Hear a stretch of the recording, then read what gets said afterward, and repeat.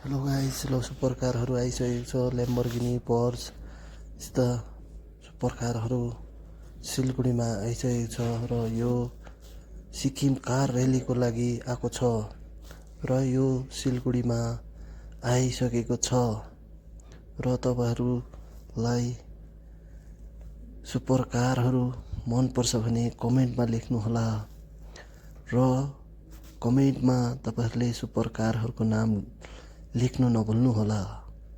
र यसरी नै यो लास्टवाला पर्चलाई हेर्नुहोस्, बहुतै राम्रो छ र यस्तो कारहरू धेरै कम मात्रामा देख्न पाइन्छ हाम्रो सिलगढी, दार्जिलिङ, कालिम्पोङ, सिक्किमतिर र यो कार र्यालीको लागि आएको छ।